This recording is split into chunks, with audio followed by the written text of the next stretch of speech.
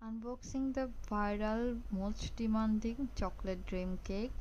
Chocolate প্রেমীদের জন্য কিন্তু মাস্ট হ্যাভ একটা আইটেম। এই চকলেটে ভরপুর এই চকলেট কেকটি খেতে কিন্তু এত বেশি মজা, আর এইখানে ইউজ করা হয় চকলেট ময়েস্ট কেক।